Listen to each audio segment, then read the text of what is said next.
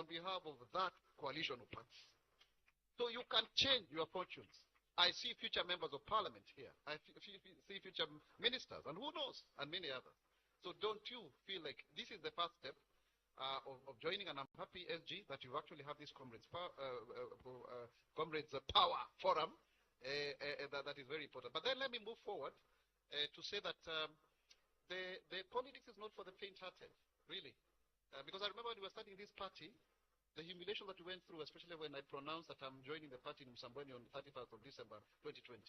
I was taken to court, I was humiliated, I was harassed, I was removed from the Senate, but thank God I was able to return and finish my term. So be ready to face and to pay the price, because price is the sacrifice you pay to acquire.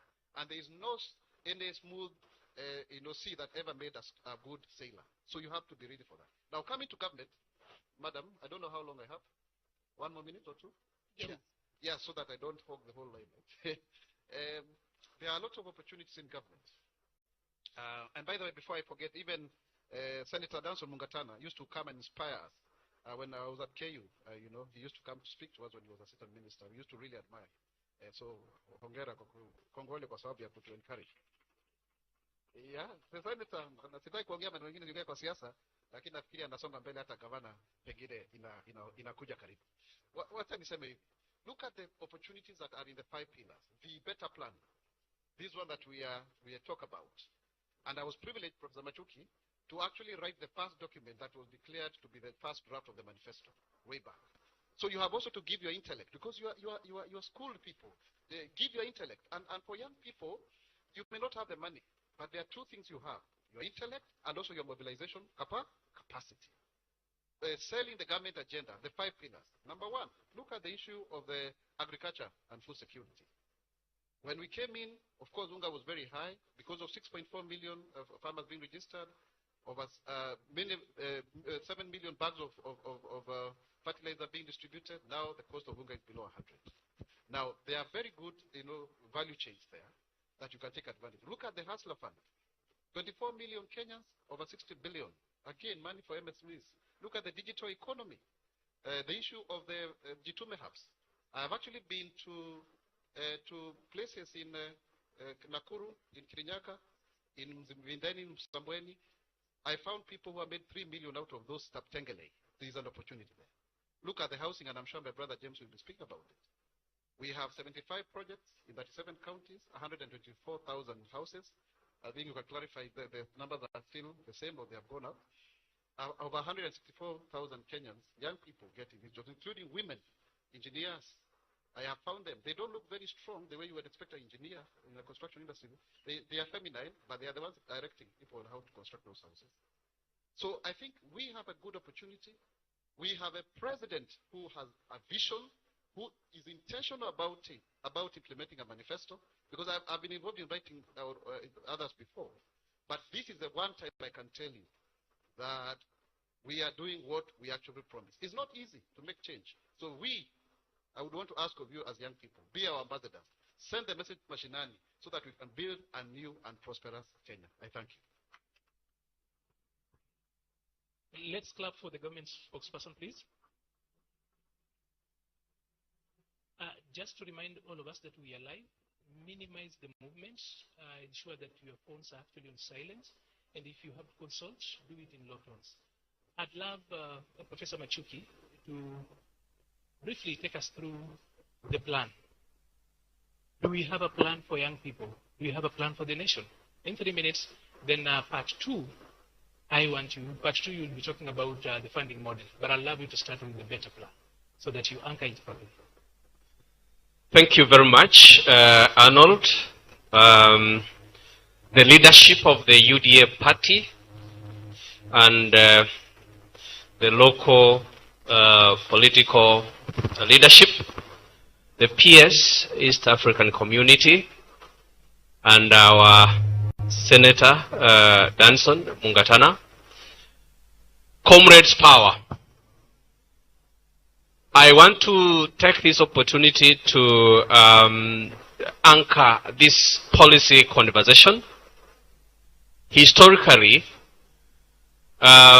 policy conversations have been taken to the sector of society that has a very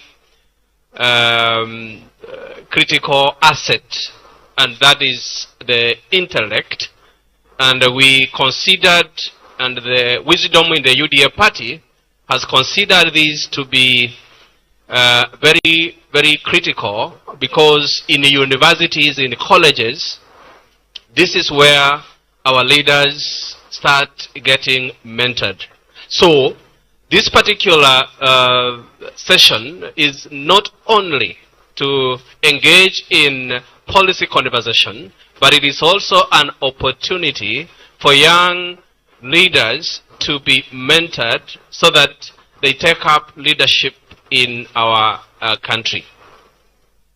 I want to then quickly move into the plan. And I want to start it this way.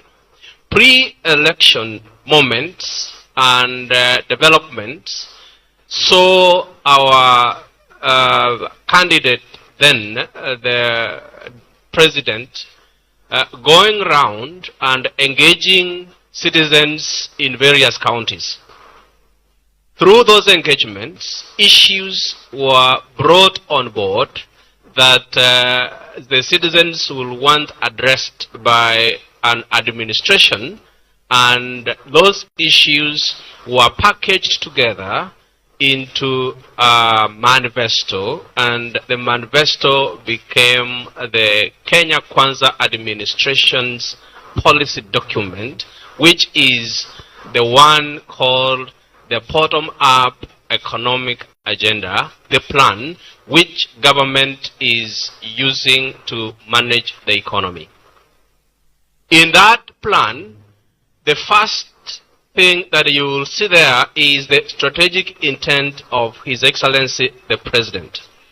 The intent is anchored on three key parameters. One, the President's intent is to entrench constitutionalism and ensuring the adherence to the rule of law through various initiatives. Number two is institutionalization of politics. We are here talking about a number of issues. We will be talking about the universal health coverage. We will be talking about the new university and TVET funding model. We're talking about affordable housing. We'll be talking about national, the youth fund and financial inclusion. Those are the issues. The politics of tribe, the politics of where you come from, the politics around personalities are a thing of the past. And that is one of the critical aspects in the President's strategic intent. The other aspect is democratization of the economy. Over time, the management of our economy has been in the hands of those who have capital. And therefore, boardroom deliberations, decisions being made there, and then trickle-down economic framework. Over the past 2 years, the President intended that we democratize. We have everybody to be part and parcel of the decision. That is why it is called bottom-up, to play a role, to be brought into the fold, the focus being on the masses at the bottom of the pyramid. When these three principles that anchor the President's strategic intent to be operationalized from the county economic forums, 5 issues were very, very apparent, and these were to be addressed, and they become the priority areas for the plan. Number 1 is lowering the cost of living. Number 2 is ending unemployment. Number 3 is ensuring that there is a broader revenue base so that everybody is part and parcel of baking the economic cake. Number 4 is ensuring that our foreign exchange balance is on the positive. And number 5, there is inclusive growth, having everybody into the fold, leaving no one behind.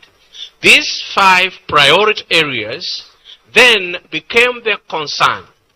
What will be the best way to address them?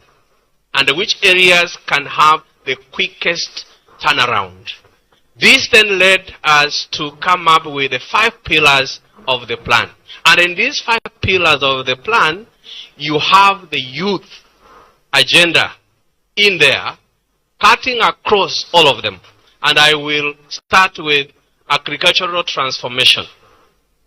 In agricultural transformation, when you deal with the issues with inputs and subsidizing production and ensuring that you develop the different value chains, in all the value chains in agriculture, you have the micro, small, and medium enterprises and the cooperatives being developed along the line. In those ones are opportunities for the youth. When you come to number 2, you have the universal health coverage. In universal health coverage, you are universalizing access to health by everyone, and therefore dealing with ensuring access to quality, affordable health care. Number 3 is micro, small, and medium enterprise development. In there are many opportunities for our young people, those who come from our universities, our colleges, to be able to register associations, to be able to come up with innovative ideas that eventually get to be funded by the government. And in there is where we have the Hustler Fund. One of the things that was very key was that Kenyans and the young people were victims of predatory lending agencies.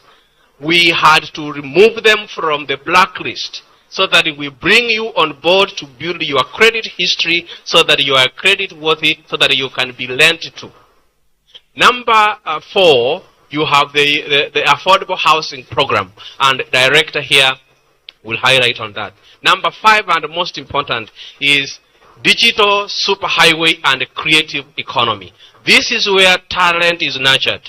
This is where opportunities in terms of the digital hubs across all the constituencies have been established, because jobs in the 21st century are in the online platforms, and therefore we considered those 5 pillars to be the ones that can have the quickest turnaround to deal with the priorities of the government as enshrined in the President's strategic agenda. Thank you. And therefore, Arnold, to finalize, if you go through that bottom-up economic transformation agenda, the plan, you will see that all these pillars are supporting or enabling sectors. We have education, we have ICT, you have manufacturing, you have the women agenda, you have governance, and above all, you have our foreign policy. And therefore, if you interact with the plan, and then the Council of Economic Advisors is responsible, that's where I sit, is responsible for translating this plan into policy for purposes of effective and efficient execution. And I will be speaking into specific aspects on processing policy so that we enable the operationalization and execution of the plan for the benefit of not only the youth, but everyone. But most importantly, those are at the bottom of the economic pyramid. Thank you. Thank you, Prof. Please clap for him. While he spoke, he brought up the issue of Hustler Fund, just in passing. I don't know whether, Mugeni, you have got a question for Fatma, because she's in charge of financial inclusion. Yes, definitely. Miss Fatma Barayan, as the chairperson of the Youth Fund, how do we ensure that credit is accessible and affordable for young entrepreneurs? And how can the Hustler Fund, of course, and the Youth Fund integrate so that we can have more grassroots initiatives and businesses? Thank you so much, Mgeni. Comrades, Transact. Assalamu alaikum. Before I introduce myself, I would like to recognize the presence of the Garissa County Credit Officers from Youth Fund. Mr. Yusuf, wherever you are, just say hi. There he is. My name is Fatma Barayan. I am the chairperson, Youth Enterprise Development Fund. How do you access Youth Fund? First of all, I want to start by saying that our offices here in Garissa are located at Maendeleo ya Wanawake building next to the County Commissioner's office. First of all, when you want to access Youth Fund, you go to our offices to seek the information on the best suitable loan products that you wish to take. And our officers take you through the loan products, and you decide when you want to have the training so that we get to create awareness to you on how you're going to carry out your business and sustain it. Once you're done with the training, you're normally undertaken the process of filling in the loan application forms, and thereafter the proceeds are tendered into your bank accounts. And thereafter there's normally supervision on how you're utilizing the funds in your business, and also providing you with more information on how you can sustain your business. I know the question will be, how long and what type of the loans we provide. I would like to start off by saying that the Better Plan has created job opportunities for the youths. And starting by the Jobs Maju, Youth Fund is one of the funds that assist or facilitate for the youth so that they can travel abroad and work. And how do we do that? Normally we urge the youth to check the information in the National Employment Authority website so that they can get to know the legit and genuine employment agencies, and so that they are not conned their money. So what we normally do, we provide the youths with a loan of 300,000 so that they can facilitate, be it their visas, be it any other necessary documents that you normally need for traveling. So we provide the 300,000 for you, and we also provide pre-departure training. The reason why we provide the departure training is to make sure that we provide to you cultural orientation. You need to understand the environment where you are heading to, and as well as financial literacy, how you're going to manage your earnings once you're there. And at the same time is to prepare you mentally and psychologically so that you're fit and you're comfortable, and knowing that you're going to work so that you can earn and so that you can invest back in Kenya. So YESA is one of the products that we provide as Youth Fund. The other product that we provide is Agribiz. And Agribiz is in line with the plan in terms of food securities. I know most of you would like to get into farming, but they just don't know where to start.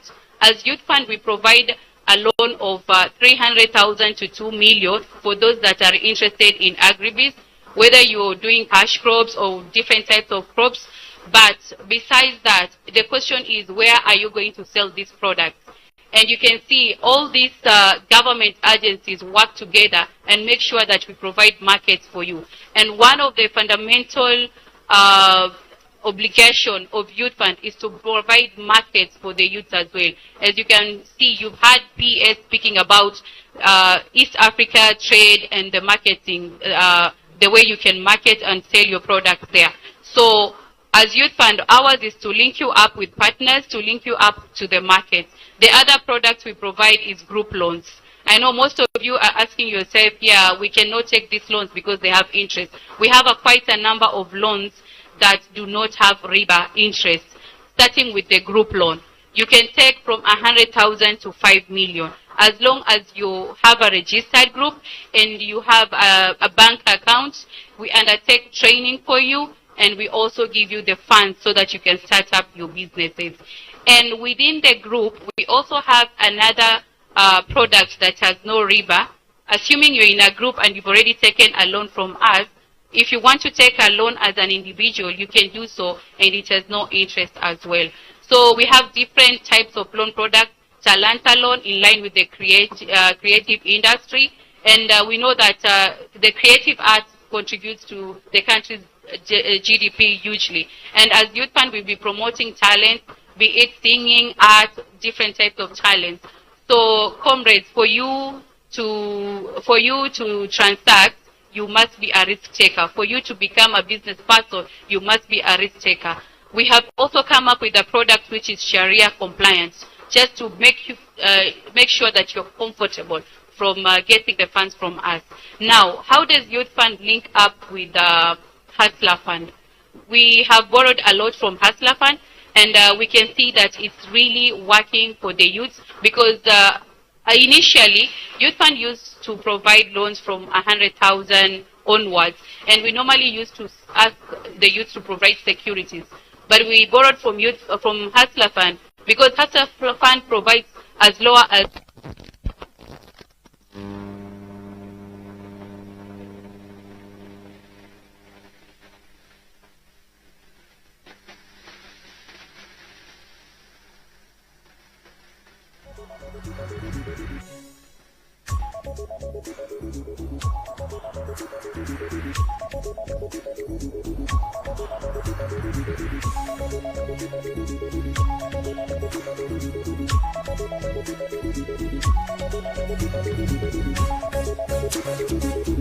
question would be from the comrades is that how long the payment period? The payment period normally is 6 months. For example, if you take 20,000 to 100,000, that's between 6 to 9 months. And we don't want to put too much pressure on you. We normally give you a grace period of 3 months before you start paying the loan. And at the same time, if your time has lapsed and you've not finalized on paying the loan, then you can just do a letter to us requesting for extension of time, and which we do so. For those who are comfortable taking loans that have interest, the interest rate is 8%. We also have LPO and LSO financing, which we fund 70% of it, and we also do asset financing. I don't know whether my time is up, yes, but in case of any questions, I am happy to obviously answer and to provide more information. Thank you so much. Thank you so much. I'm glad you are able to highlight on that. Please, round of applause. You're able to highlight on the fact that there is riba-free loans. So thank you so much. Maliba? Let's clap for Chairperson Fatma Barayan. I know there's normally the politics about chairperson, chairman, and the others. She's a lawyer, and legal people like SG and herself know that chairman means all of them. Now, very, very, very much appreciated for how far you've actually broken that down. I like the brevity. Now, Mr. James Minor, we have got affordable housing. These comrades want to know how they can benefit, how they stand to benefit from the housing project. If it's something that they have got business with, waendelee kusema Comrades Power. And it's also important to remind people that Comrades Power is the second most powerful power after the power of God. Thank you, Mariba. Comrades Power. Comrades Power. You know, once a comrade, always one. Thank you. Before maybe I get into the hard actual benefits for affordable housing to the students, and I know all of you have hit books in a good way.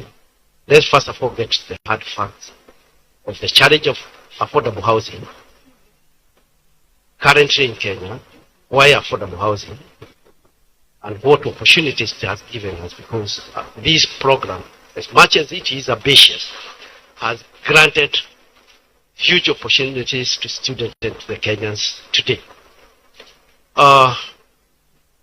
Today, our urban population growth is at 4%, among the highest in the world.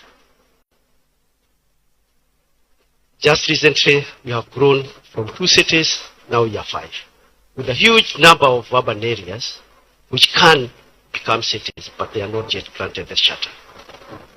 By 2050, just a few years to come, most of you will be alive by the grace of God. 50% of Kenyans will be living in urban areas. But one thing is very, very important here. Over half of the population living in urban areas today is living in formal settlements. This is despite the pronouncements of our constitution. And when Kenyans went to write the 2020 Constitution, they were very clear in their minds that housing is an issue, because under Article 43, 1B of the Constitution, housing is a right. And every Kenyan has a right, accessible and adequate housing with reasonable level of sanitation. That is the Constitution. And those are the numbers. Now, against this backdrop, we have a population of the level of unemployment in Kenya starts as last year at 5.68%. And in absolute numbers, so that you see, live from percentages, we are producing 1 million people into the job market. Of course, this is the biggest challenge. We are only able to absorb 200,000. So, the affordable housing comes in between with fulfillment of construction of houses for our people and providing employment to our people. And that is where the opportunity lies. Let me put it in a more proper way. Our ambition, the government's ambition, is to produce 250,000 units. And that is the demand in totality. Over the years, from 1992, when the government stopped investing, and it was investing zero after the structural adjustment policies of 1992, and after that careless level of not producing housing to our people by the success of government, what has happened is that we have 2 million houses that has not been built. And that is the number of people who are living in informal settlements. So, and this question has always been said, why don't you leave the private sector to provide houses? And the private sector has been doing so over those years, and they are only providing 50,000 houses, with only, out of 50,000, only 1,000 units which are affordable. So, and the World Bank has written this information through a piece for research that even what is available is not accessible. Let me come to the students. Before I come there, let me also say one of the reasons that makes housing very expensive among them is cost of rent and cost of capital. And this has been the biggest driver even to the private sector.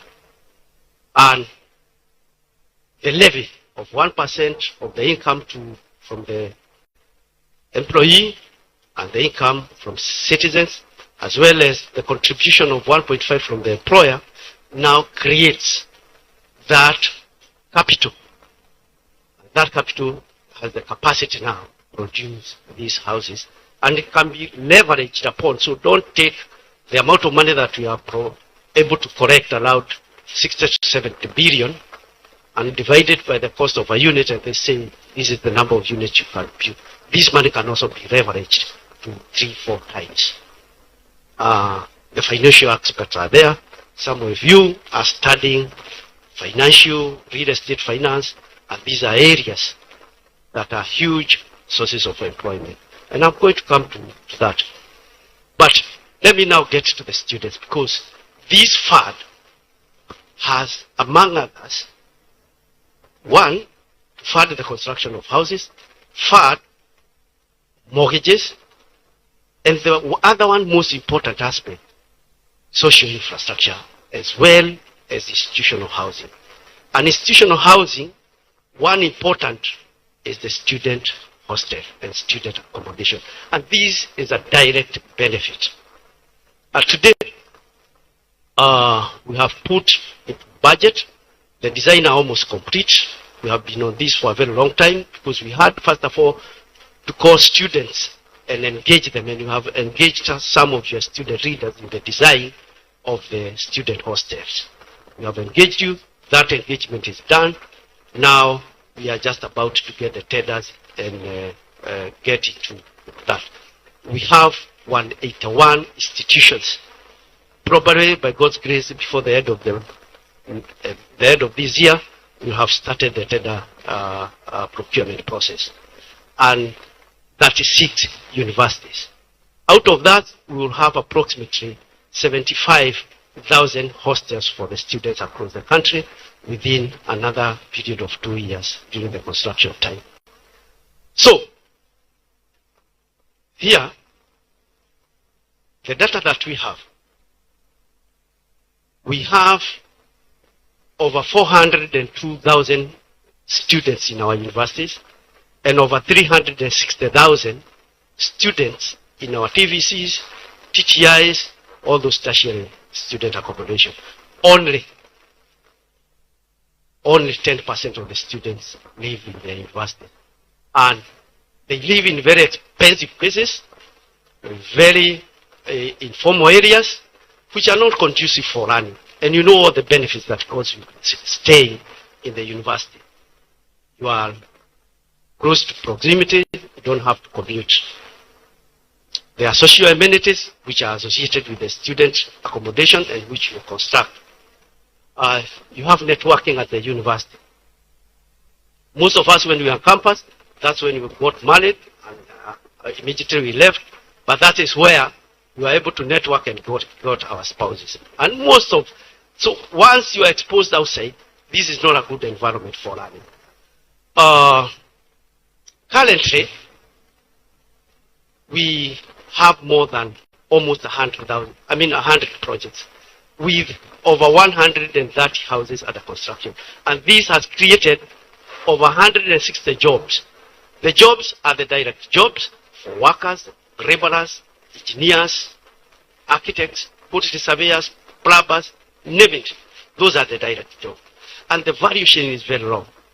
From the factories where the cement is made, steel, doors and windows. And in particular also, and this is also an opportunity for students, particularly the students who have an investment and a mind of doing business. Particularly when you leave school. We have taken out all the items that can be taken by the Juakari sector and SMEs.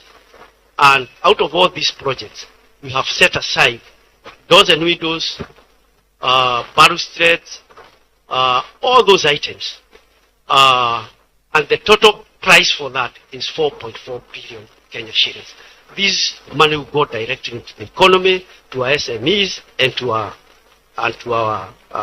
Juakari sector. Now, this is the other benefit for you as a student, particularly if you are a student doing subjects related to directly to the built environment. These projects, we have engaged 33 consortiums. And these consortiums have over 300 professionals in them. And we have engaged them for design and also for supervision. But against that element, we want them to have and attach our students. We are currently processing the first 2,000 of the students that are going to be attached to these professionals so that they can grow skills, they can get... in a minute and a half. Okay. They can get their training and they can get their skills. And during the training, Comrades, you can transact. It's not a free training. And like where in school you have to pay. Here, we have programmed it properly for you. And finally,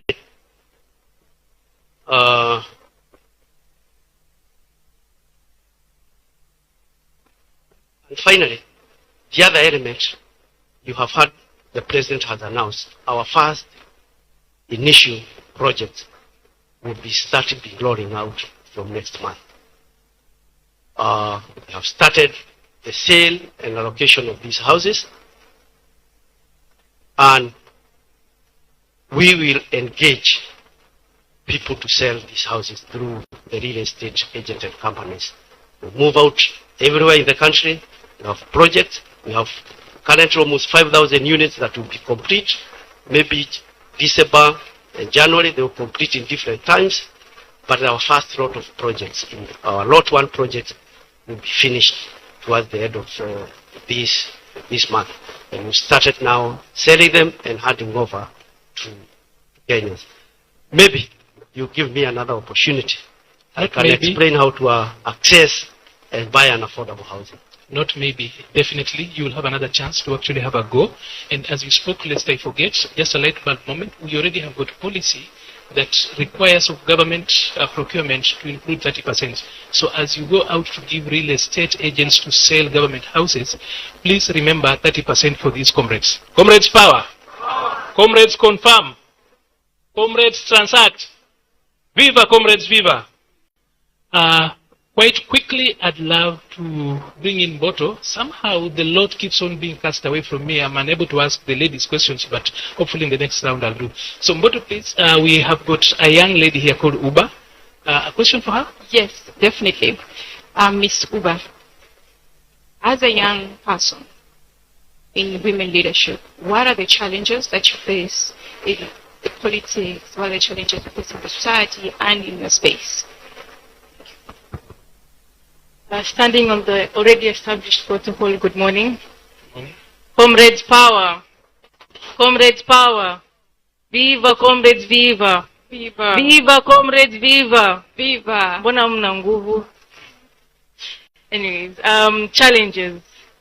Honestly, at times it's difficult competing with our male counterparts. But I wouldn't say it's a challenge. I feel like it motivates you and builds you as a person. They're not okay. I wouldn't say there's so many challenges, but I feel like the challenges I face are the same challenges my male counterparts face. And through the party, I'm able to get access to things I wouldn't access on a regular day. I'm able to come here and talk to my fellow comrades in my own hometown. You know, they didn't give up, man. They give me. So I wouldn't say they're necessarily challenges, but being associated with a party, like the ruling party, the UDA party, there are so many things you can overcome. They necessarily become an afterthought.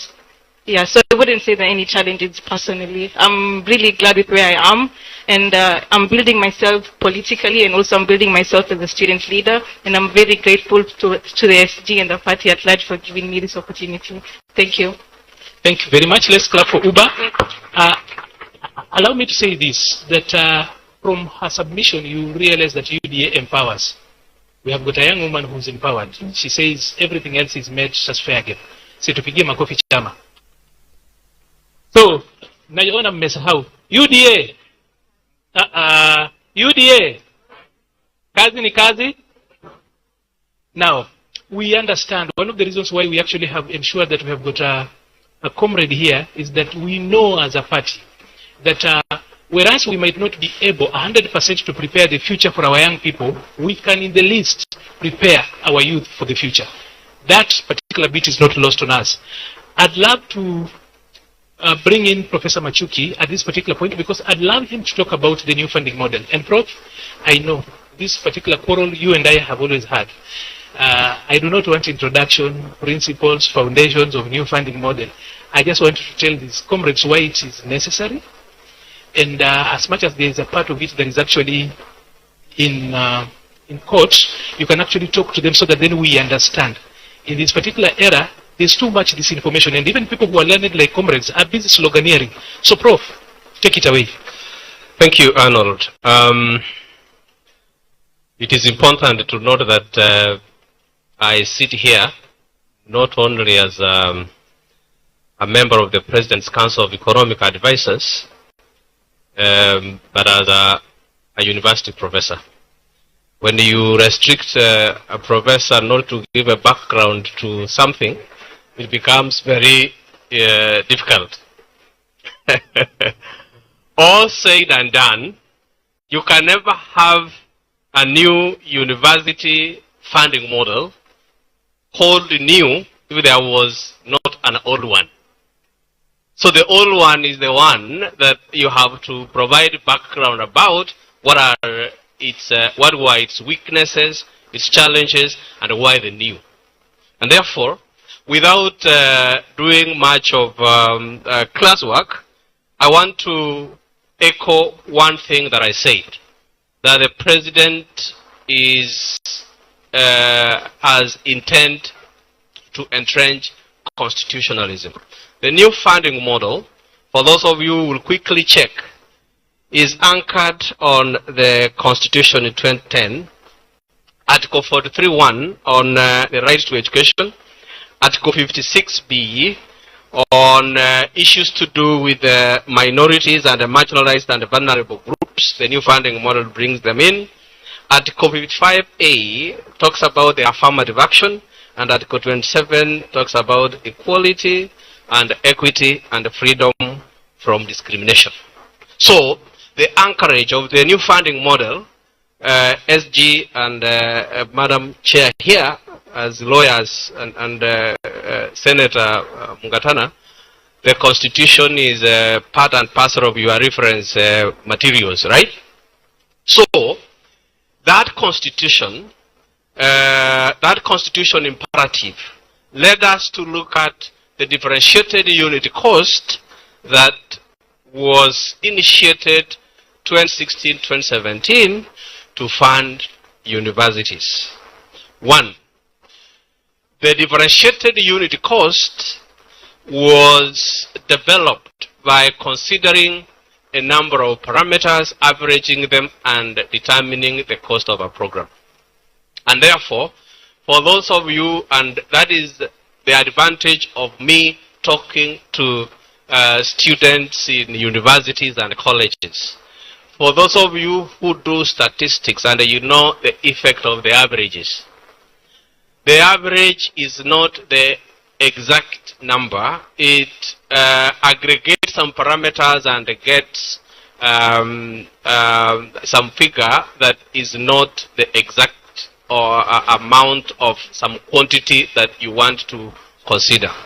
So, the differentiated unit cost, having considered those averages and came up with the cost of the different programs, it then disadvantaged some of the universities because the cost will be considered standard across, but then the level of facilities and development of different universities will not be taken into account. Number two, government was to fund 80% of this differentiated unit cost.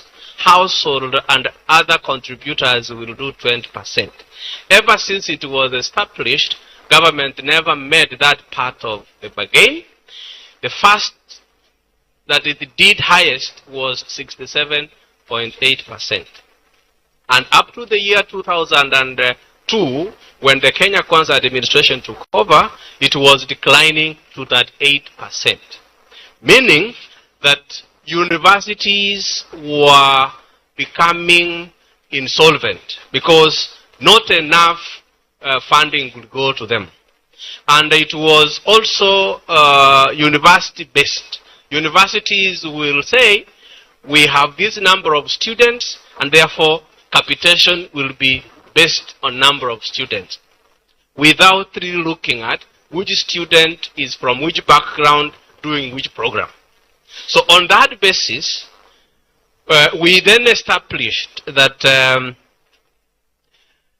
when it could be a capitation to a university, regardless of the student's backgrounds, capitation will go to a university and all students will be funded at the same level, except when they apply to meet the cost of 20% applying to help. When they apply to Higher Education Loans Board, the information that the applicants will be supplying will be used to determine the amount of loan that students will get. Within that particular thinking, it was then viewed that the differentiated unit cost left gaps. The one is that the students from vulnerable backgrounds will not have access to university education because funding did not consider their economic background.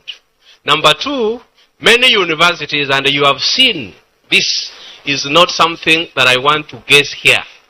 Many universities over time went into indebtedness, and 23 out of the 47 public universities were declared technically insolvent.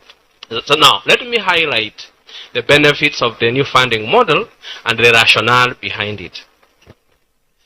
We analyzed and found out that if you want to bring on board everybody, including students from the humble background, first and foremost, we need to delink admission or placement by the Kenya universities and the colleges placement services and the funding. How? Students will be placed in universities, and once they receive their admission letter, the universities were asked to provide the actual cost of the programs. In that admission letter, you will find the actual cost of a program. If it is Bachelor of Laws, if it is Bachelor of Science, Biochemistry, if it is Medicine, and so forth and so on. Now, those actual costs, you will then be asked to apply for financial aid from government, so that funding does not go to the university, but funding is going to the student who expresses the need, and will provide information to determine your level of need. Students who come from humble background and the students who come from families that are able, then you expect their level of need to be different. That is, those are the two things. One, to aid universities from their financial crisis. Two, to ensure that students from vulnerable backgrounds have equitable and equality in terms of access to higher education opportunities. Now, Bwana Maliba, allow me to then demystify this issue of banding, because that is where problems come about. When you apply for a loan or for a scholarship, there is information that you are supposed to provide. This information is your family background, the siblings, and your parents' occupation, and so forth and so on. That information goes to build your means testing information. Means testing in order to test your economic ability and validate that economic ability. That is what is called the means testing instrument. Using that means testing instrument, and together with the data that was available in the 2020 Kenya National Bureau of Statistics economic survey, we use that information to also link it with the household bands. The household bands, according to the Kenya National Bureau of Statistics economic survey 2020, which we used, indicates that households with 5,995 and below annually are the most vulnerable, and households with 120,000 and above are families that are able. In between there, you have 5995 to 23,670. You have a range up to 70,000, and you have a range up to 119,999. So in there are the 5 bands. Those 5 bands were then used together with the information that is provided by the applicant to be able to build, to mean test the applicant. The vulnerable students will then be able to get 70% of scholarship, and 25% of loan, and 5% household. Those from able families that are in band 5 are able to get 30% scholarship, 30% loan, and a 40% household contribution because you are able. In between there, the level of funding keeps on graduating given your banding. Now, the most important thing that happens in this new funding model, Arnold, is that the information students or applicants provide sometimes is not the correct and appropriate one, and you find students who are from vulnerable backgrounds being banded in band 3, band 4, that is where you used to have issues. Now, on the basis of the many other issues that have been raised, some of the Kenyans, because Kenya is a democracy, it has landed in court and we have a process there. But the president, being a listening president, constituted a broad-based committee with clear terms of references in order to look at into specific issues and be able to improve and or enhance this model. But the bottom line, the model is based on equity and on equality in terms of access, and also get universities out of their indebtedness. Thank you. Thank you. Please clap for Prof. I have seen a number of people who didn't clap. Wewe, simama. Na wewe. Just stand up. Just stand up. The two of you. Haraka haraka, we need to move. Ninyi wawili, at least macho yangu iliwaona. Wewe na wewe. Simameni. Okay. Nataka mpigie Prof makofi. So that tukisema tupige makofi kila mtu apige. Comrades power! Power! Comrades power! Power. I'd love us to move very fast and get into the interactive session, the open mic session. We agreed when we spoke in the morning that one person, one question, and if you have got a comment, you do not want to ask a question, I can give you 2 minutes. I'll repeat that. One person, one question, and a question is a minute. If you have got a comment, 2 minutes. Sawa sawa. Then, Prof, before we forget, just a challenge. I'm thinking so that probably it is something you might consider as you respond and think about it. Why then don't we think about allowing people to indicate their band of choice? Because the means testing tool is what is contested normally. You'll get that in question. So probably in the future, allow us to choose the band we think we believe. So that then the means testing tool is our way of defending why we think we belong to that band. Just a thought, because literally the other day we were asked what makes you think that a teacher is rich? Having said that, any other part that you need to respond to for the panelists, please, you listen to the questions, and then if there's anything you need to fill, when you respond, you fill into that. I'd love my sister Moto to actually get us a question on that end. This is the Q&A, and I believe women are given opportunities to come first. Comrades, this is your opportunity if you need to ask any questions. So we have got ushers. If you want to ask a question, you raise your hand. The usher will see you, and then my co-moderator will actually take you through. You ask for a mic, introduce yourself, the institution you come from, question or comment.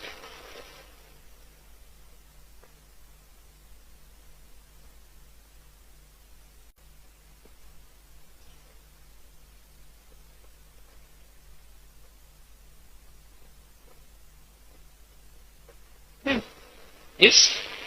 You have a question? You have a question or comment? Okay.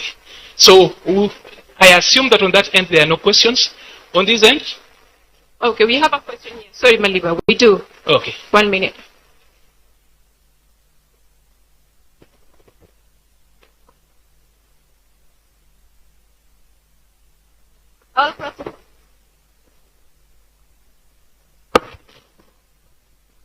All protocol observed. Salam alaikum. I am Amina Ahmed from Garissa Teachers College. Here is my question. Despite the party focus on the youth, there is often disconnect between young people and the political process. What strategies will UDA Comrade Power chapters adopt to engage, mobilize, and move the young people actively participate in both national and local political process? Please clap for Amina. Any other question on that end? So that when we move to this other end. On that particular end, I'll be mean. I'll only take questions from ladies. There's a question here, another one.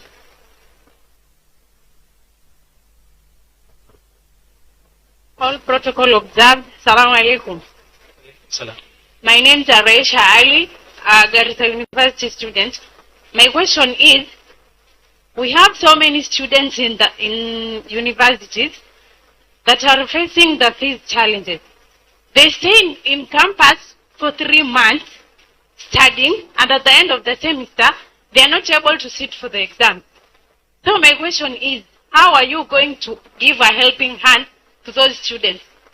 Thank you. Thank you very much. Any other question on that end? Yes, one more if possible. At the back, I think. I've seen somebody. I think in the Bill of Rights, we should add the right to exams. Hi everyone. My name is Leila Hared Sugo from Oma University. And my question is, and I was hearing our prof talking about the scholarships. And I want to say that as students from Garissa County, and we always see that scholarships are being given to the well-off and family students. And I want to ask, how are we overcome of helping vulnerable students and well-off students in the universities? Thank you. The question of fairness. I think We have one more. Yes. Veronica Muinzi, student, Garissa University. Actually, mine is about the house levy funding, whatever. So you talked about the house funding, how it will be of help in coming 2050. 2050, from what I'm seeing, there is Mandamano. And through the Mandamano, a lot of youth, which are comrades, are dying. Others are being abducted. So I feel like we will be living in prisons, not in those houses. Because most of the comrades here are being abducted. Others are being killed. And we are not undermarrying for other things. We started from the finance bill until now. Simply because there are things that the government is doing, and sieti hakuna maoni inatoka, maoni iko from us. This is like a public participation, right? Yes. And you're going to give views. But the question is, are you going to listen to the views? Or we are going to continue the mandamano and the killing of comrades? Thank you, Mwinzi. And abduction of comrades. Thank you. Those houses, I bet the government will be living there 2050, not us. We'll be living in the prison. Okay. Let's clap for her properly. Like I said, we have got freedom of expression. Now, quickly to Mwinzi, I know this one I'll leave to the SG to respond to it and the other politicals around here, but I'll tell you this, that number one, we are a listening government. In the wake of Mandamano, we changed a number of things. When you spoke, I listened. Just listen, give me your ears.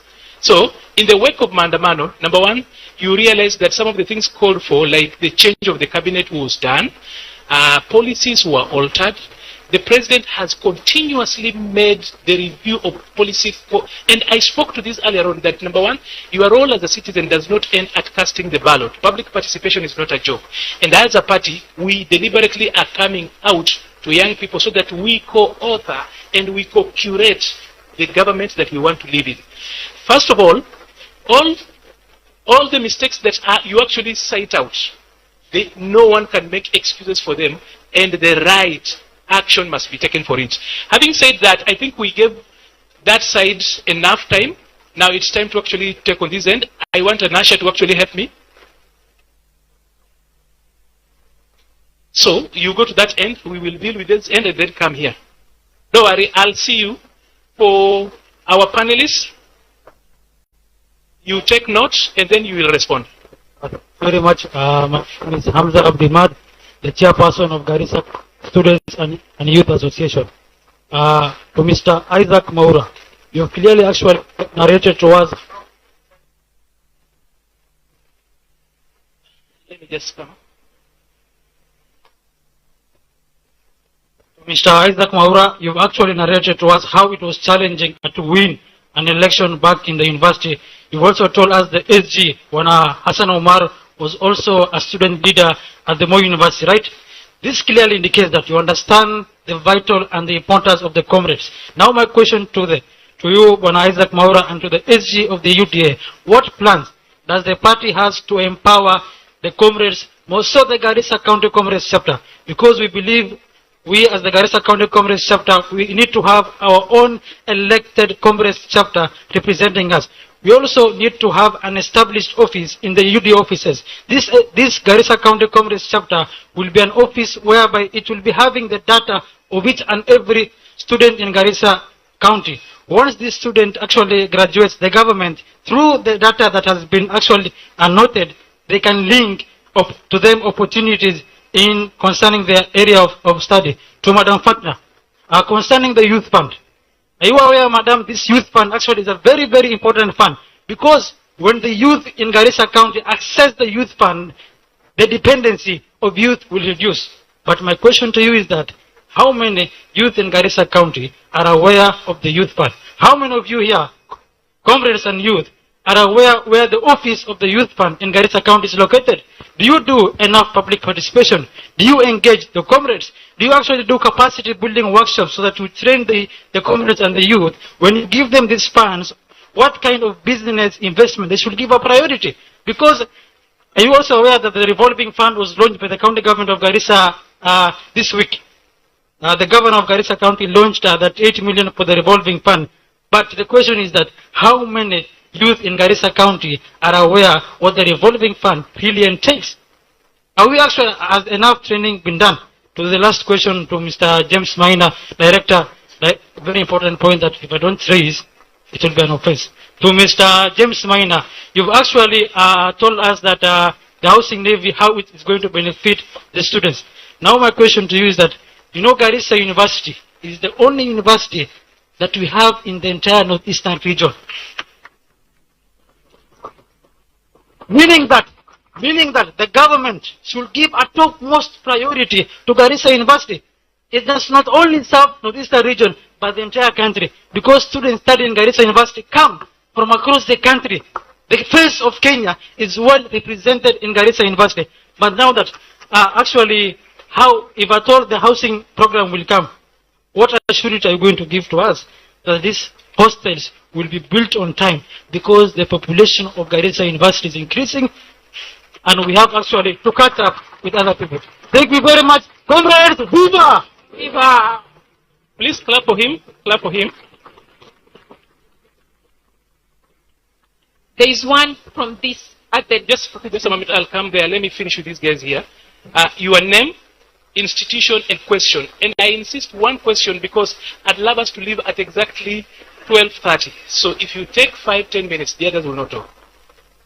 And I'm giving a priority to comrades. Good afternoon. It is almost 12:04. That's why I'm saying afternoon. My name is Salat Ali Hussein. I'm Ambassador for Peace and Security at Garissa University, currently doing his Masters in Peace and Security Studies. Mine is just a comment and a question. Just a clarification and a question also. One, my comment goes direct to the Presidential Advisor in terms of economy. That is about, we have seen every day there is a president appoint people or nominate people, all the positions. But what you are seeing as a youth, we are watching it from far. It's just recycling all people. We have seen last night the president appointed former KDF Defense Forces, former CDF. And we have seen other appointments like, I think for the last 1 week, around over 40 appointments were dished out.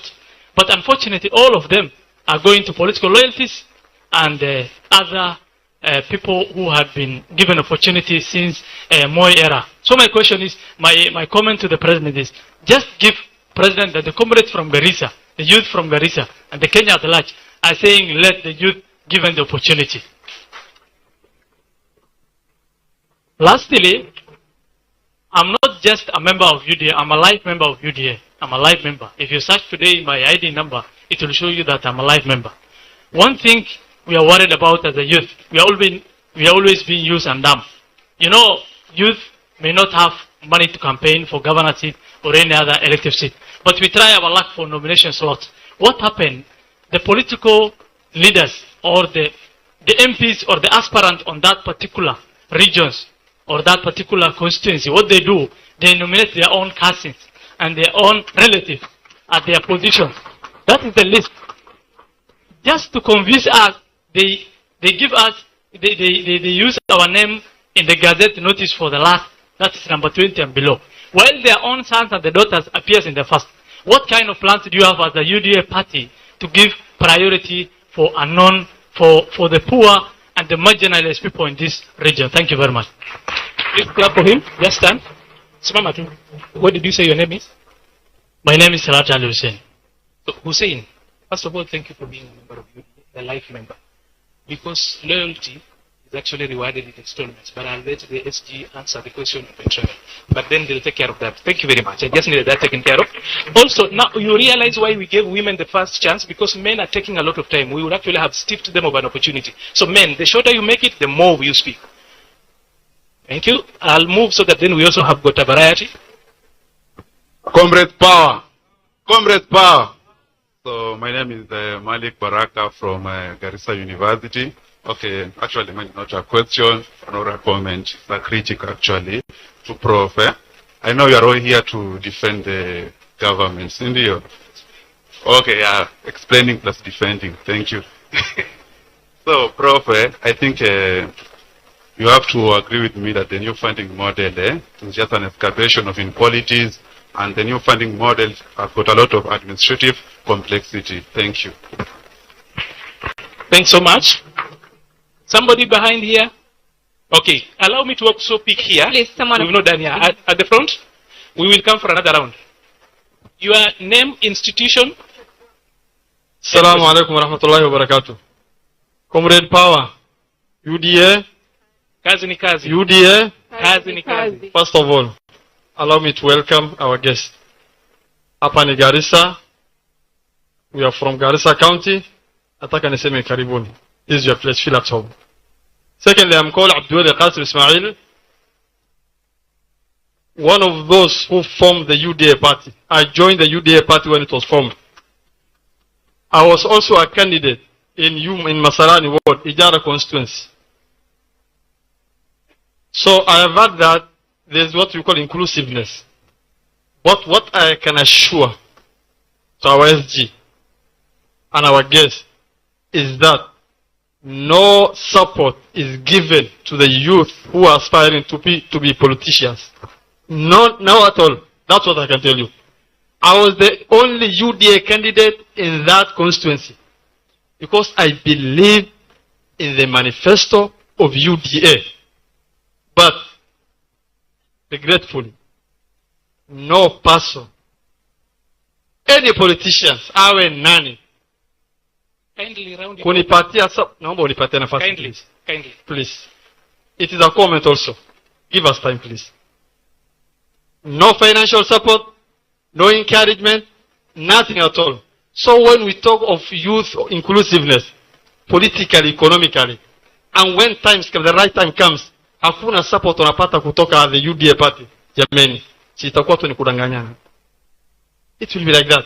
So I want to ask our SG and our UDA party to actually be loyal and to make sure those who want to be in this party, especially the youth, to be supported financially, morally, and to be encouraged so that they can be the right leaders of tomorrow. Thank you. Finally, I think we are going to have a grassroots election, which was supposed to take place in the last year. I can tell you, our SG, you are doing a very great job. Since you came, at least I can see kuna movement fulani hapa. Like it's gaining momentum, the party. That's what I can tell you. It is my hope, and I want this message to be given to the president. Those who are going to win the seat, especially the youth, to be given even salary. That is what I can tell you, and that is going to be in a way of even supporting them. But tukisema ya kwamba wewe sijui ni manager, wewe sijui ni nani, wewe ni nani, and at the end of the day wewe umevaa tu yellow na hakuna kitu yote unapata, jameni, how are you going to sell the agenda of the party? Is it possible? It's not possible. Then I want to echo. Thank you. Finally, I want to echo to the message of my brother Salat.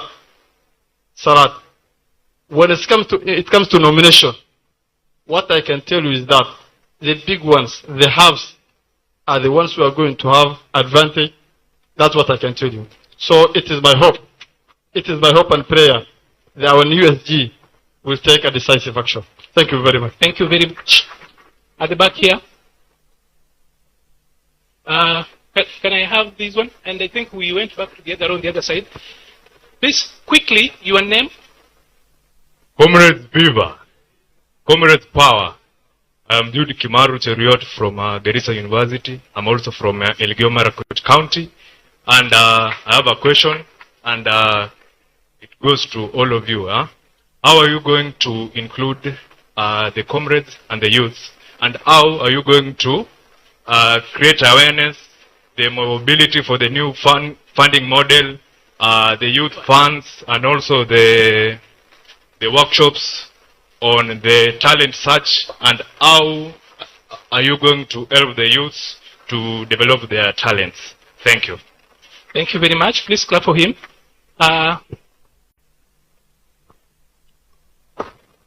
Comrades Power.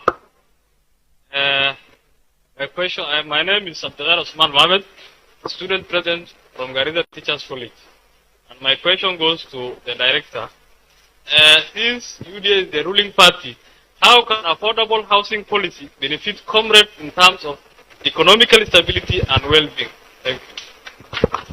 So, Mr. James Maina, how can the affordable housing put money in the pockets of comrades? That is in the spirit of UDA.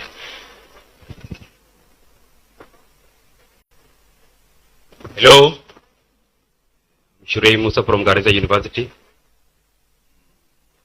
I have one question and one comment. The question is, let me say comment, let me comment. This is an opportunity to talk with my fellow Somalis. Very, very great opportunity. We are all one.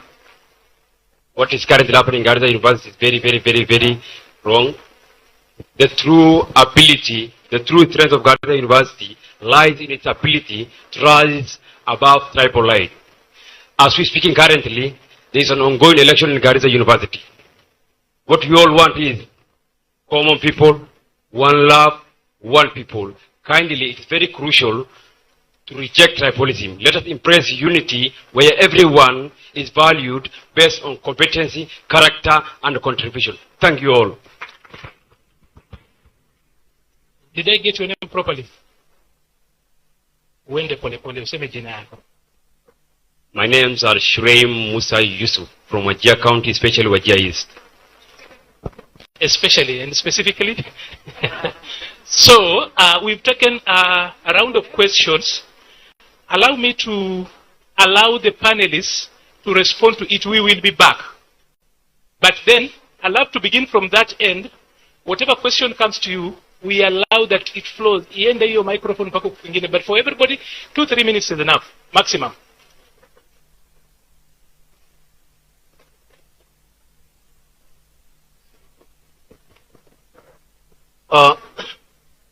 Let me just go direct to the question asked.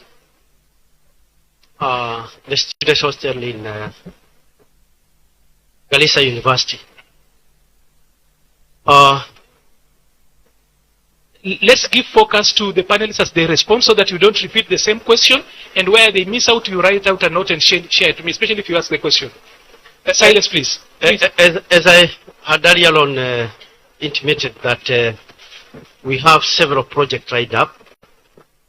Garissa is in our budget. 1,200 hostels to be built. And I've said, in a very short while, before probably the end of this calendar year, within our budget, which ends in 2025 June, the budget is very clear and our procurement is very clear. We have money for 1,200 units. The only delay was on the design, which we had to consult the students because we didn't want to build something that you come back and reject. And we have had a meeting with student leadership in Kwale, and they told us what they want, and we have done the input. Now we are preparing the tender document. And beyond that, there are several TVCs that we are going to work on. A total of 2,500 student hostels will be built for TVCs in this region. Now, direct benefits. Currently, and this is where you hang on to prove, and by the way, I'm a public officer, I'm a professional, I'm not a politician. I'm speaking what is in my budget and where there is money, and it is in the procurement plan. When you have those two things, you have nothing else but implement. And we are empowered by the government. The parliament has approved that budget, the money is there. Here, I think it's a 9 meter, is either 10 to 15 from here. We have a project of 408 units, affordable housing units under construction. The construction, I think, started 3 or 6 months ago. We are approximately around 12% in construction. We are doing foundation. And the students who are doing related courses to construction, you get direct attachment.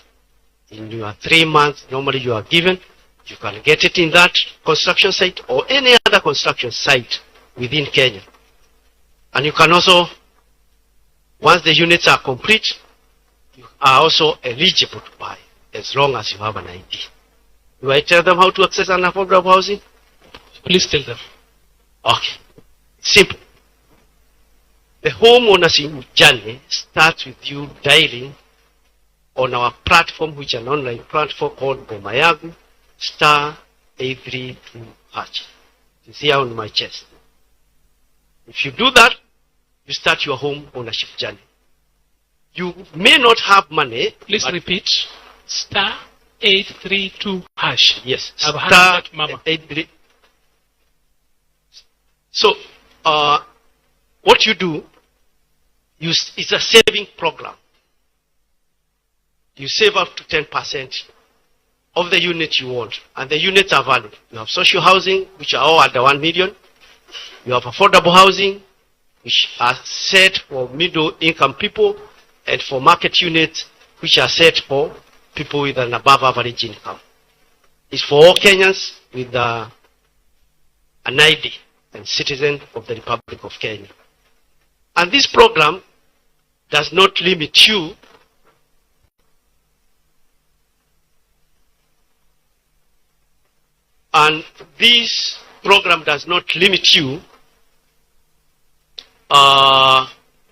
from paying full amount if you have, from taking a mortgage. You may also not have enough money to raise the 10% deposit required. You can also apply to the fund to be assisted to raise that fund. And then, what about the payment? Monthly payments, they have been given to either pay through a mortgage, all under 10%, 9% for the market units, 6% interest for the affordable housing, and for the low income earners, 3%. Then you are given a long duration of time to pay, which is up to that years if you like. If you want to pay earlier, up to you. If you have money earlier, you pay. But the guarantee it gives you for you to have the home is that you move into the home, pay what we normally call tenant purchase. You'll just be paying on an average equivalent to the rent probably you are paying. And this time you don't pay to the landlord, you pay for that unit to be yours. And of course, because you are young and you are mobile in terms of moving the whole country, you have an opportunity to transfer your unit to Nairobi if you want to go back to Nairobi. If you get a house in Nairobi, you can move from Nairobi with your deposit again and your payment where you have reached. Select another unit because the houses are staggered. Select a unit and then you live in Nairobi for some years until you can move around. Just mobility like you are moving with your car. You still can move around with your house. Now, once you go for an attachment, here in our affordable housing, there is a word you call transact. You will be transacting. will not be paying to the program to be attached. The program aims at creating those skills so that when you leave university, you don't have to go and say there is a job being applied and requires experience. The skills you get, you also get that day's work payment like any other worker in that project. So yes, this program is real. These are no jokes. It is real. And I have said, therefore, there is still another one project which will be coming up here in Wajir towards the end of this financial year once the designs are complete, and it will also have 1,000 units, which is still under my budget. Thank you. Thank you very much. Let's clap for Director. Just before the government spokesperson comes in, when Director started, he said that, just have the mic. You have the mic, spokesperson. He said that he's a public official and therefore he speaks what is in his plan and what is in the procurement plan. He said he's not a politician. Of course, it sounded as if we, the practicing politicians, are people who say things that are close to the truth. I just needed to tell him that the most important job on earth is being a mother, the second one is being a preacher or an imam, the third one is being a politician, and then the fourth, a public servant. Now, having said that, government spokesperson, there are issues for me that I would love you to respond to, and when you speak as the government spokesperson, the nation is listening. We are here, we'll be listening.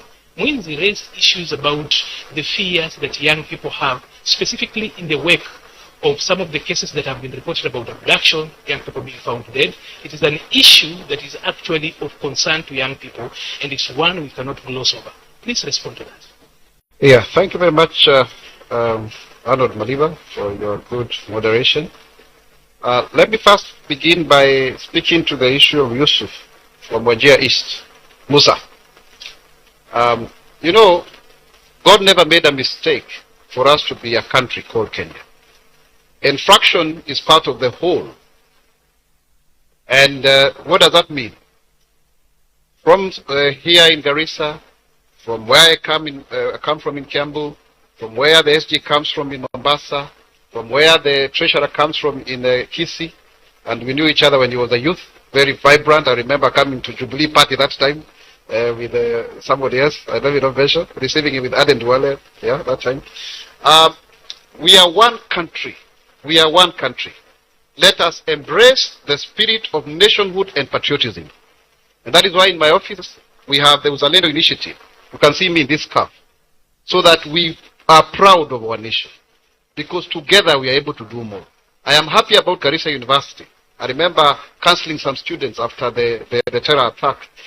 Somewhere, I think in Nakuru, I don't remember. I found them somewhere. They were going through a therapy and I met them there. So this is national. I was telling P.S. Dubat here that when you are flying, now Garissa is becoming a city. So just to buttress what James Minor is saying. So we want that nationhood. So I would want to encourage you. Let's love our country. Let us love our country. And we are discussing with C.S. Ogamba to see whether we can introduce the Kenyan creed, like akin to what used to be the law, but to the country. And then we have our flag, you know, as a symbol of unity. Because it is very important to move forward. And that nobody should be discriminated on the basis of their tribe. Now, let me come to the issue of, because actually, tribe robs us of our collective sense of purpose. Let me come to the other issue that was spoken about, appointments. Actually, there are young people who are appointed by the president. Maybe their names don't shout because they are new.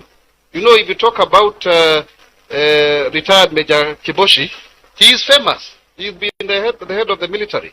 But if you talk about a young person like Abdi, who is not well known, you may not see it in the headlines. Because sometimes the headlines go with Evans Kidero, with, you know, those kind of names. But they are there. In the cabinet, we have Eric Muga Mureithi, who is the Minister for Water. We have 4 PSs, and the Dean of the PSs is here. You know, we have actually ambassadors. There is a Deputy Ambassador to China, Ambassador Lynette Mwende, who is actually a young person. So there are many people, others who are board members, CEOs, and we encourage that. Of course, the median age of Kenya is about 20 years. So increasingly, you are going to see young people. The other day, I was on a radio show. Before, I used to go there and I would be the youngest. But when I went to Nation FM and FM with Akina Mariam Bishar, I was the Mbabas, so really, things are really changed. Tukubali, tunazeka. The other issue that I want to respond to Arnold and the team, so that question was from Abdi, the question about appointments, and I'm sure Prof, you'll be adding to that as well. The other question I want to respond to is from Hamza. Hamza, the currency of politics is loyalty. The currency of politics is loyalty. And if the business is about transactions, the political business or the business of politics is a transaction of relationships. Please note that. A transaction of relationship. Nasikia mkisema transact. So power is never given. It is taken, my brother. Use that Comrades forum, create structures, talk to the SG, he's here today, so that then you can be annexed and become part of maybe, or the UDA Comrades, architecture, the youth league of the party or caucus, and that we rise. Personally, my journey in politics is that I never waited. I showed up myself, there was resistance, maybe I was not given space, but I still raised my hand, I still pushed, and before then, people see you are visible and they see your value. Always know something, young man, young woman. Don't just there and shout youth and think that you are going to be given spaces. The question will be, yes, you are a youth, there are many, but what value are you adding? Another thing that I also want to tell you that I learned very early in politics, because we are sharing. Don't have a price on how much money you can be given for you to keep quiet. Yeah, I remember one day when I was looking for an opportunity, and I went to a cabinet minister that time. And what he did, he took my CV, and then he akabanya hapo chini, akanirushia shilingi 500 ya lunch. Kamwambia mimi sikuwa nakuja kula lunch hapa kwako. I wanted an opportunity. That man was really surprised. So don't be too cheap that then you say you are being used, because you also put a price on yourself. Know what you want, go for it. When you're persistent, there is no substitute for persistence. Keep vigil, you'll get it. Now, the other question that I also want to answer, I want to answer only 4 and then I'm done, is the issue of, I think I've done 2, yeah, so 2 more remaining. The issue of, no, I've actually done 3. The last one is about Veronica. You spoke very well. In fact, at some point, mimi ni advocate wa boy child sana. Nilikuwa nashangaa kwani maboys wako wapi bana. Because the first round, the women, you spoke very well. But then I don't want to allow me to differ with you respectfully, Madam Veronica. By 2050, you will not be in prison. You will be leaders. You will be seated where we are today. You will be determining policies of this country. Yeah, and you will be in the highest echelons of leadership. Even we will still be there ourselves with the SG and the treasurer, the PS, the prof. We will be having intergenerational partnerships for leadership towards a better Kenya. Your visions right now may differ because of issues of inclusion and marginalization. But I want to assure you clearly, as the government spokesman, that this government is not intended at all to be one that is associated with abduction and killings. And that is why His Excellency President William Ruto spoke volubly on Thursday during the State of the Nation address and addressed the dichotomy of this conflict and said people have a right to assemble and to picket in a peaceable manner. That is okay. But at the same time also, they must respect the rights of others. And also, it is also the responsibility of anyone who is aggrieved to raise any issue with IPOA, because it's a constitutional body, an independent office to deal with any grievances. I believe, as a country, we have learned our lessons during the Gen Z protest, and that will not repeat again. Let's join hands and build a country. We are listening, and that is why we have this Comrades forum, organized by the SG and the party, so that we can hear you. And let me tell you, President Ruto listens, the party listens, the government listens. I thank you. Thank you very much. Let's clap for him. P.S. Before you come in, I had this gentleman, I was standing behind him, and he did not clap, so I allow him to clap for the government. Please do. Thank you. And when P.S. as you respond, please also talk to the issue of labor mobility. Normally, in these town halls, we are told a lot of times, why can't you create jobs at home? Yet, you actually in space that actually can justify and answer that question properly. Karibu. Thank you very much, Arnold. There were no specific questions directed my way. However, allow me to make 2 comments. The first one, I think, is the general question of youth involvement or inclusivity in leadership and governance of the country? The answer is absolutely yes. This country is 80% youth. That means the country actually belongs to the youth. Any decisions, any policies, any strategic vision by any government must have youth as its center, because the country does belong to you. So, involvement of youth in leadership and governance is very critical. You bring a different angle. You bring issues that basically speak to your generation, which is the youth. You bring innovation. You know, when we talk about innovation and this space that we talk about nowadays, especially in technological development, it is the youth who are drivers in this space. It will be very difficult for people who are not in that age bracket to be able to conceive and implement those ideas if you do not involve the youth. So there is a role that youth can play in leadership and governance, and it's important that we engage the youth. And you can see that this is a government that listens. I actually want to buttress the point that was made by the government spokesperson, that you can see this is a government that listens to the youth. Majority of the critical issues which are raised by youth during the protests were responded to adequately by His Excellency the President, and they continue to. In fact, this forum that we're having is as a result of the government listening to the youth. So that we are asking you, what else can you tell us? What else do you want us to do? And this is happening countrywide. It's happening in every region. And I was telling the Secretary General that even after the youth, can we have another session again in Garissa for the other sectors of the demographics, so that we can make it all participatory, we can make it all inclusive, so that all the voices of the different demographics of the Republic are heard, and this then feeds into the policy interventions that the government makes. To the question of labor mobility, I want us to understand one thing, that the greatest, because the second point I was going to make was on the point of university model. Just my 2 cents. I know that the Prof has elaborated significantly on it. The greatest asset of this republic is our human capital. It is our human capital. It is what places us as competitive, gives us a competitive advantage over everybody else. The hard work and literacy levels and the knowledge of the Kenyan people is one that is appreciated globally. Labor mobility, therefore, is a phenomena, it's an international phenomena that is not unique to Kenya. Labor migration and labor mobility has been happening since time immemorial. It is more pronounced now because there is globalization. Therefore, it's easier for someone who is in Indonesia to look for labor even in East Africa that is affordable, that is fit for purpose, that is competitive, instead of one that's in that region that they are. That is why it's easier for us to find placements and jobs outside. However, there is a deliberate policy of our government in this space of labor migration and labor mobility. That is because it is one of the solutions that we want to give in as a solution to unemployment. And the Prof talked about the strategic intent of our plan. And His Excellency the President underlines jobs, jobs, jobs, and elevation of unemployment, reduction of unemployment. That becomes a center space on every policy intervention that we make as a government.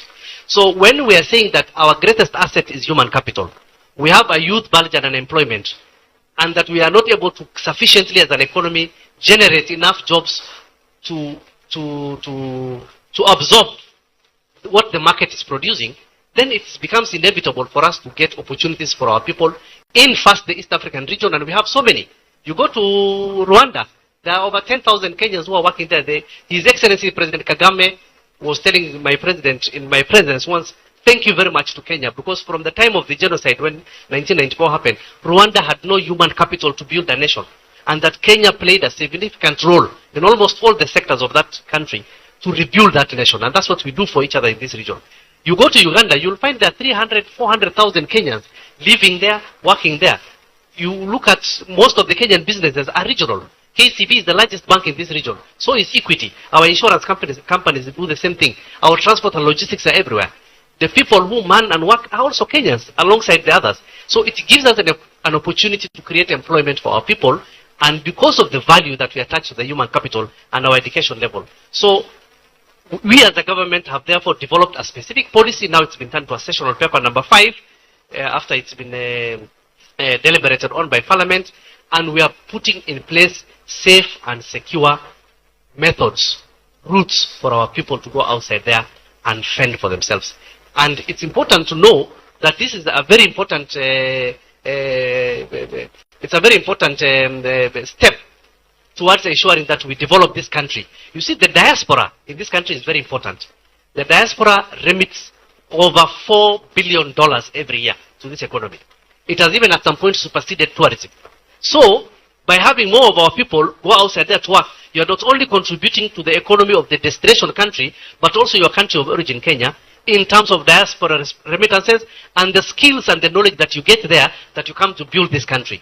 South Korea built itself that way. South Korea sent all the professionals and technical and skilled and semi-skilled people to Japan, you know, to other North and Southeast Asia, and they developed skills which they came and basically used to build their nation.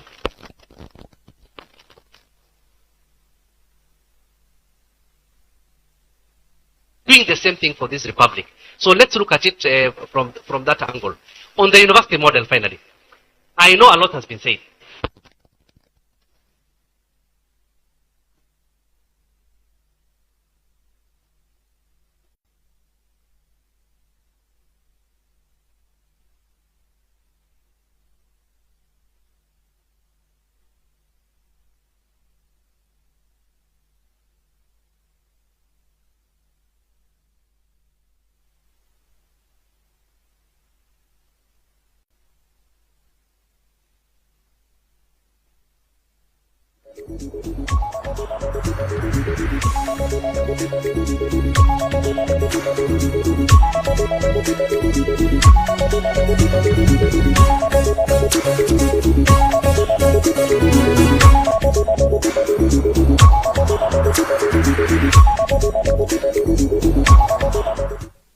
When you increase, what this model actually does is it gets the costing, the actual market cost of the university education, and we have realized that it was being put down.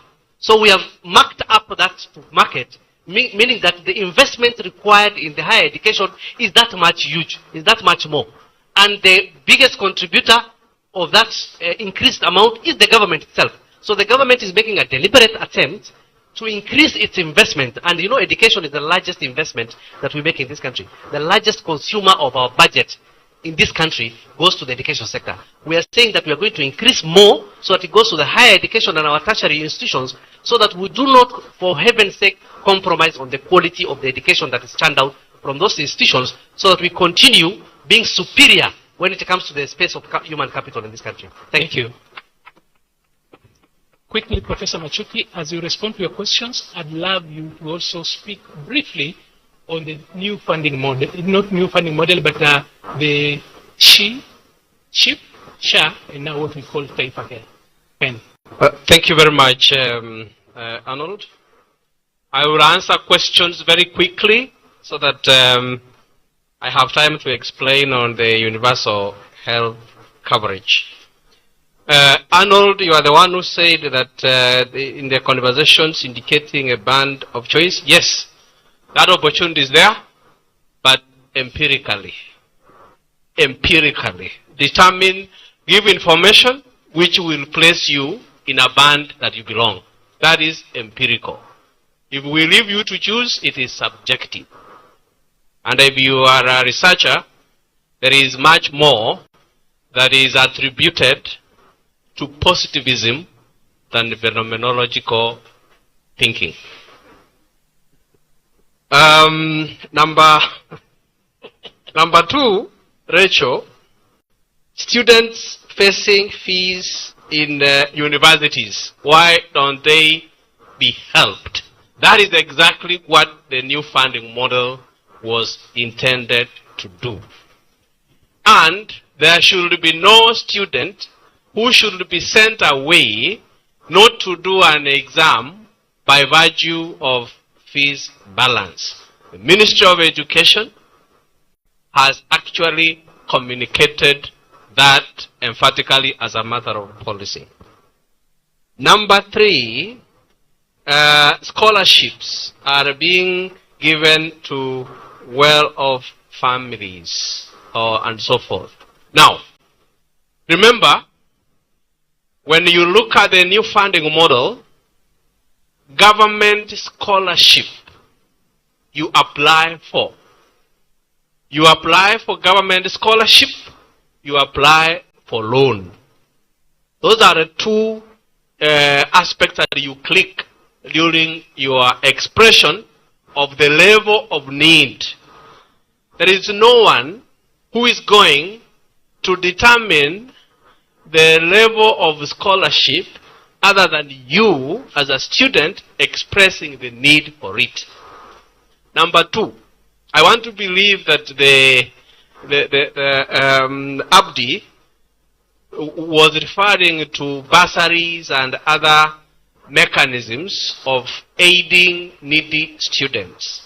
In the committee that has been established, there is a conversation whether the NGCDF bursary, the county government bursaries, and all other bursaries will be consolidated. But that is left for policy and for conversation on whether those can be brought on board into the new funding model so that there is no discrimination in the award of those bursaries. But on the new funding model, you apply both for loan and for scholarship and exhibit your level of need by supplying adequate, relevant, and evidential information. If you are supposed to attach a death certificate, please do. If you are supposed to attach any document, please do, so that it is going to be used to assess your level of need. Number 4, there is a question from Hussein that we as Council of Economic Advisors advised the President on appointments. I think government spokesperson has answered that. And please, from the very basic meaning, where I see it is the Council of Economic Advisors. Underline economic.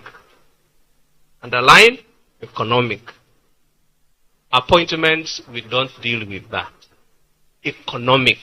So ask about economic policy. Number 5 is about Baraka. Baraka, your views are imperative.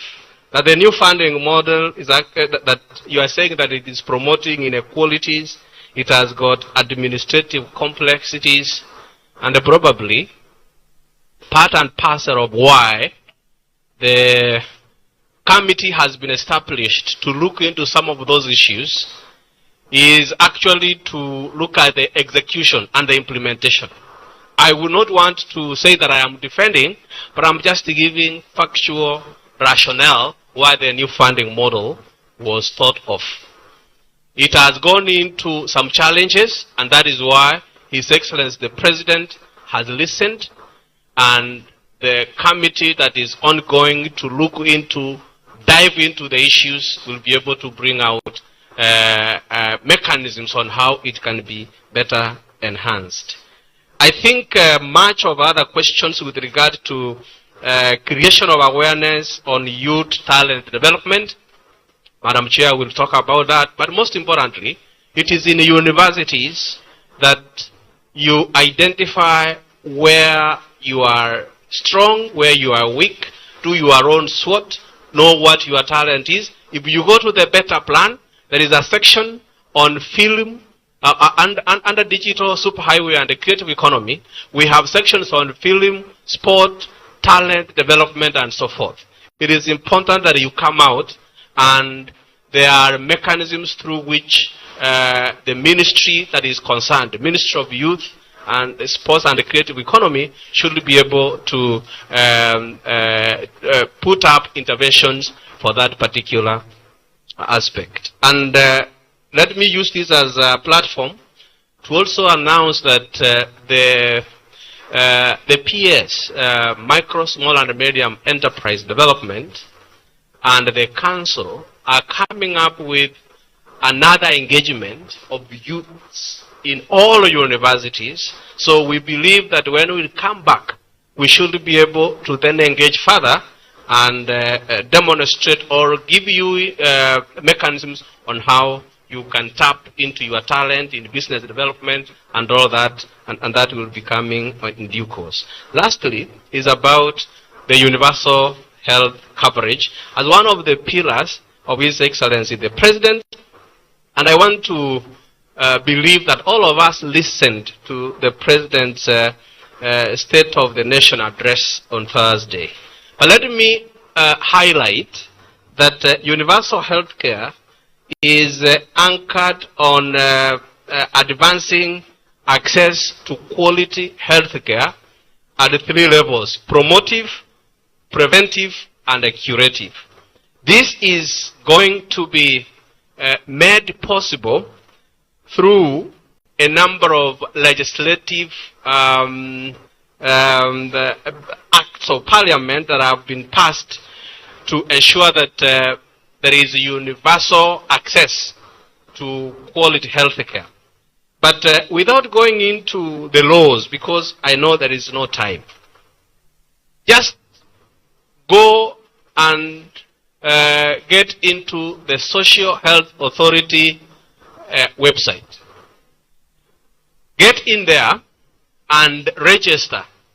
The moment you register, you discover that moving from National Health Insurance Fund to Social Health Insurance Fund was a major milestone, or will be a major milestone, towards universalizing access to health care.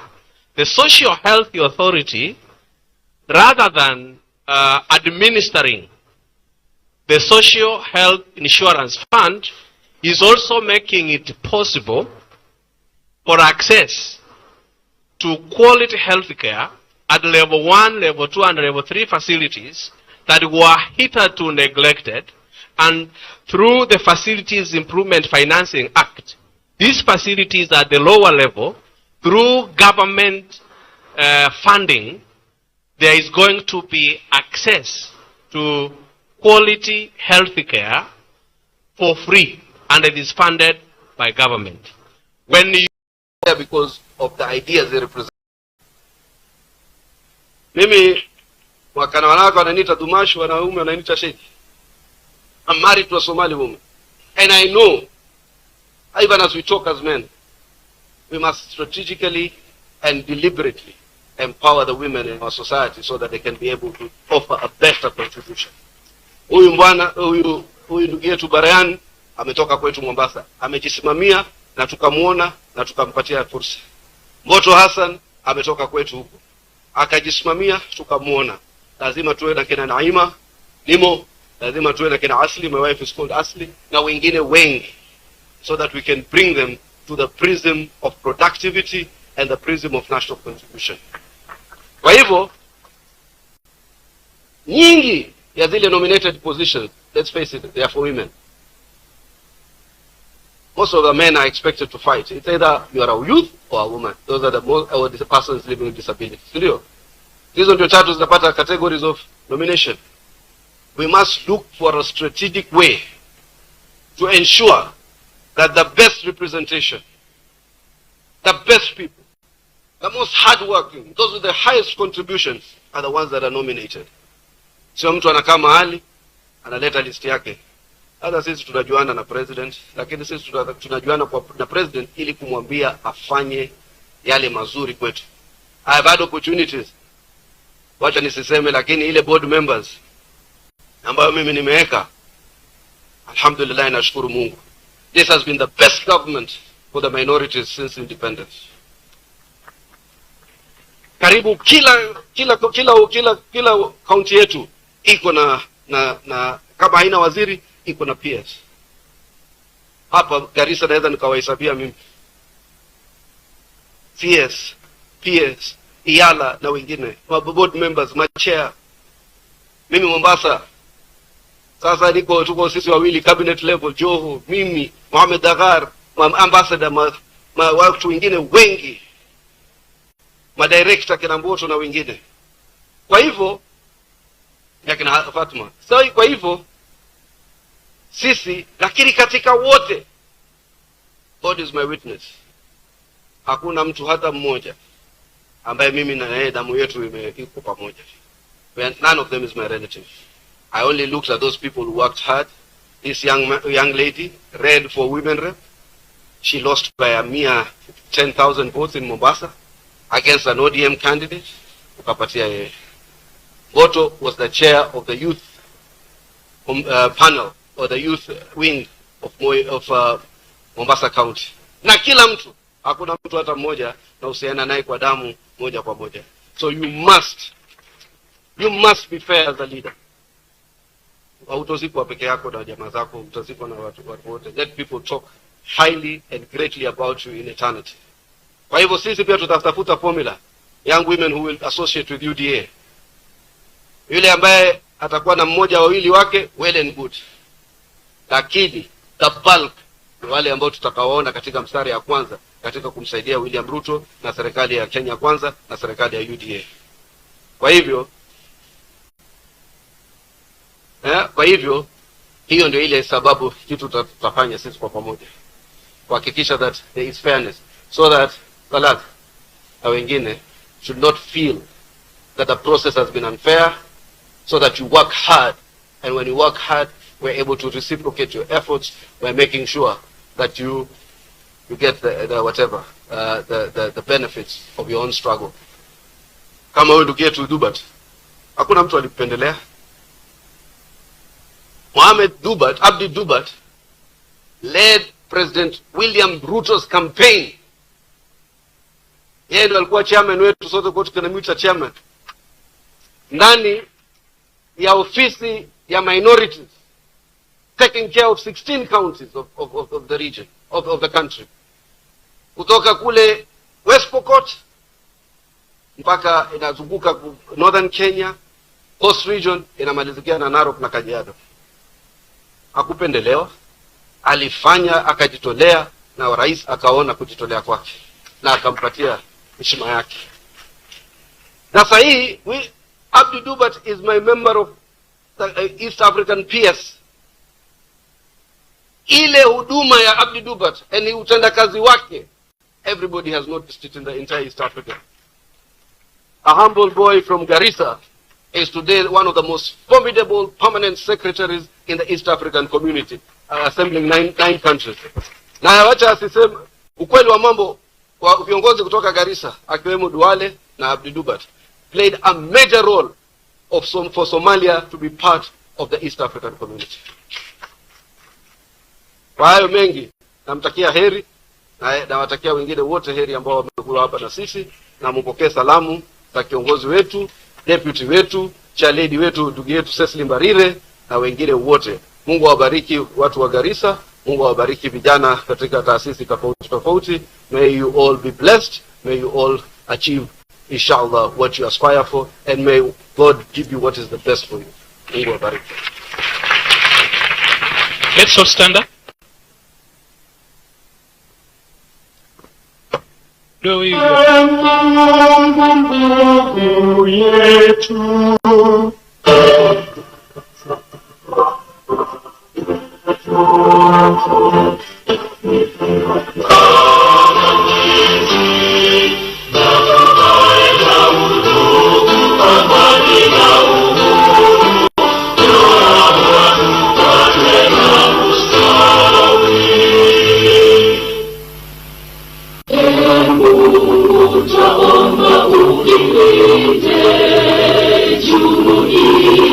Afrika Mashariki, tuwezeshe kuishi kwa amani, tutimize na malengo yetu.